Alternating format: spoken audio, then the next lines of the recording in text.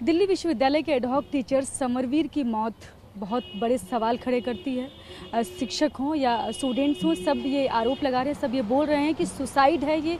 और ये जो सुसाइड है, ये दिल्ली विश्वविद्यालय ने जो डिसप्लेसमेंट जो शुरू किया उसकी वजह से आज टीचर्स इस स्थिति में पहुंच रहे हैं कि एडहॉक टीचर अपनी जान देने पर मजबूर हो रहे हैं। ये देखिए, आज कंडोलेंस मीटिंग भी हुई और यहाँ पर जो स्टूडेंट्स हैं और जो टीचर्स हैं, सभी इस बात को लेकर सब बोल रहे हैं कि दिल्ली विश्वविद्यालय को इसको बंद करना चाहिए।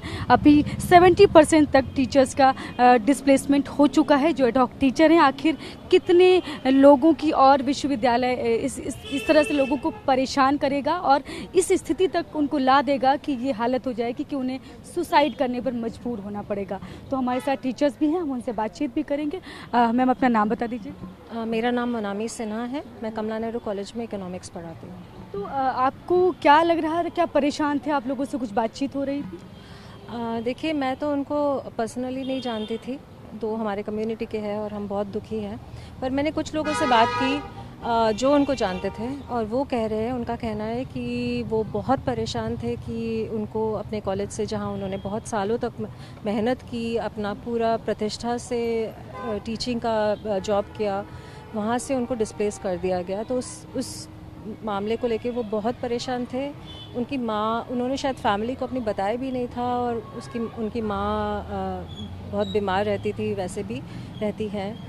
तो यही सब सुनने में आ रहा है उनके पास के लोगों से कि उससे पहले वो बहुत टेंशन में थे, इंटरव्यू से पहले, कि शायद परमानेंट हो ना हो, स्थायी बनाए ना बनाए।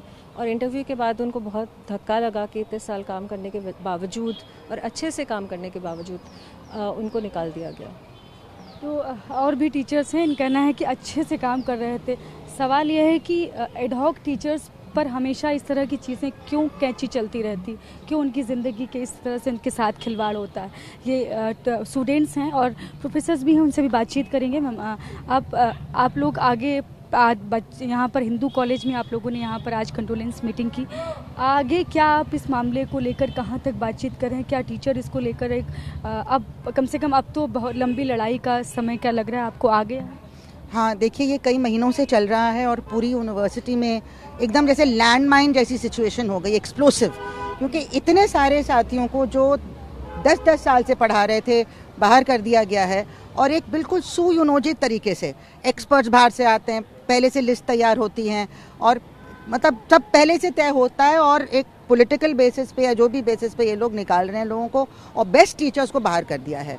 तो इस मामले में हमने पहले भी एक प्रेस कॉन्फ्रेंस फिक्स की थी, अभी उसका इन्विटेशन जाएगा प्रेस के पास, 2 मई को प्रेस क्लब में है।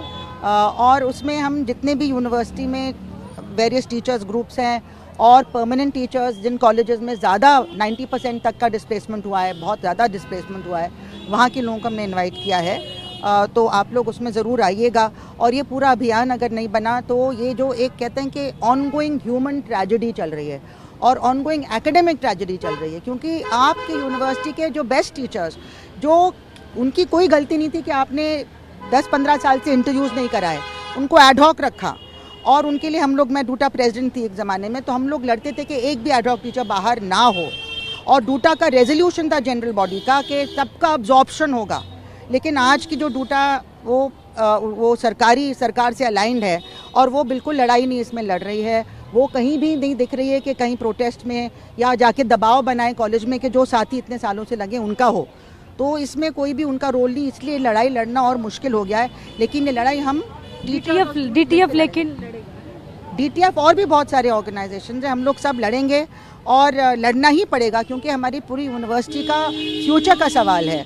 आप देखिए कि अगर आपके इंस्टीट्यूशन में बेस्ट टीचर्स निकाल दिए जाएंगे तो क्या रह जाता है इंस्टीट्यूशन में, स्टूडेंट्स का क्या होगा?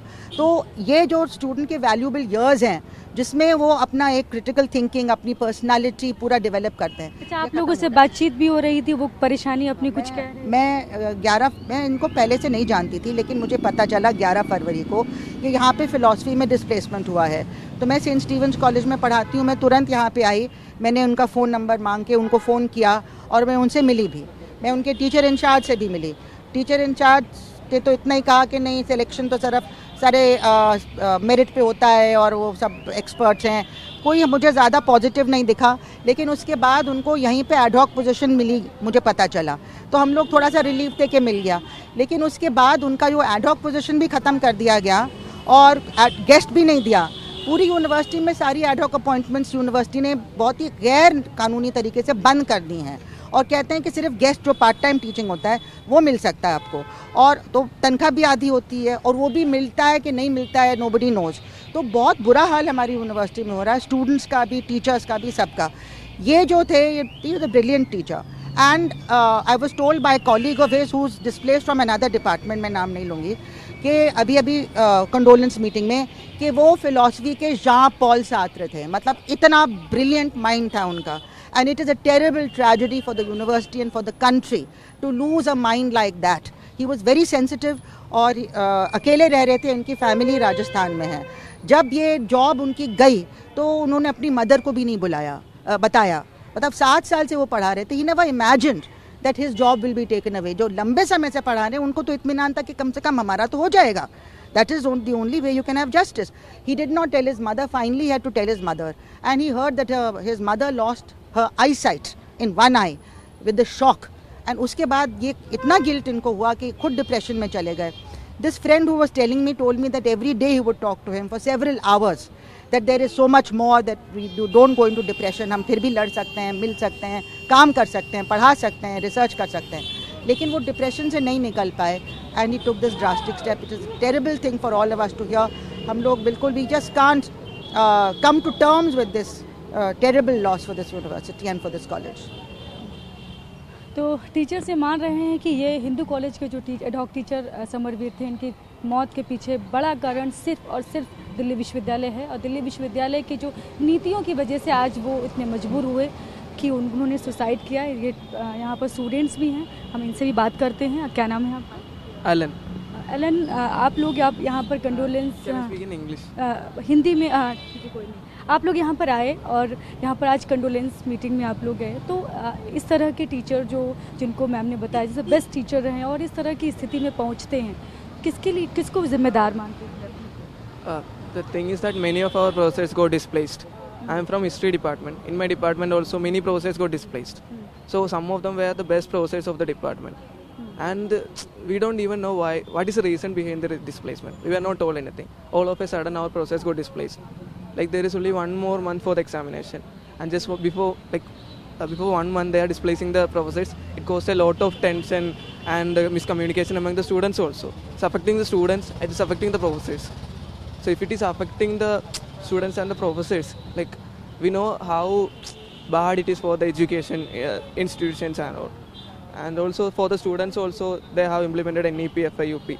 So what is happening is that after the implementation of FIUP, students from the marginalized sections of the society are not able to come. If you check the statistics of students who are coming to Delhi University or any other central universities, you can see that most of them are from privileged backgrounds. And also it is putting a lot of stress on the students. They are forced to study less because their syllabus has been reduced. They are forced to study certain vocational courses. So they are forced to study these kind of courses, and also the administration is putting a lot of stress on them because they changed the internal assessment pattern just 15 days before the examination and all. So students are also going through a lot of problems. There is a lot of stress on the students. We can see that the students suicide rate are also increasing day by day. नई policies जो हैं इसकी वजह से teachers ही नहीं, students भी एक तरह से दबाव में। Students are also getting affected. हाँ, आपसे आप जो समरवीर जो टीचर हिंदू कॉलेज में थे, आज उनकी जिस तरह से मौत हुई, जैसे उन्होंने सुसाइड किया, तो उस पर आप लोगों को क्या लगता है? जैसे इन्होंने डिस्प्लेसमेंट बड़ा कारण है इसके पीछे।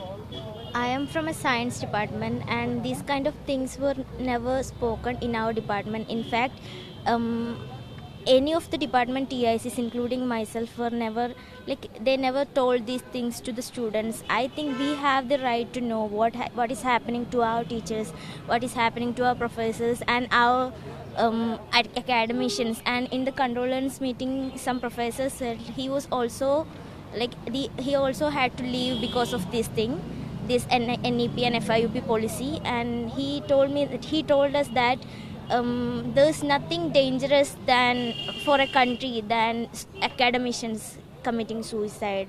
And I think that like the dangerous thing is happening to our country, and our teachers are busy with the annual fest that is going on. At the same time we were एक तरफ fest चल रहा है और एक तरफ condolence भी हो रहा है, yeah, at condolence the meeting. same time we were doing the condolence thing, and all the other teachers and students are participating in the annual fest. They didn't give the basic respect to Samarveer sir and our professors. I also heard that recently the NCERT they removed all the history parts and everything, and some science like evolution and everything. And our professors from our college, like history and political science department, they were also a part of that thing. Like teachers are busy with removing history. They are busy with annual fest like this, and they don't have time to speak up for their own colleagues and their own students.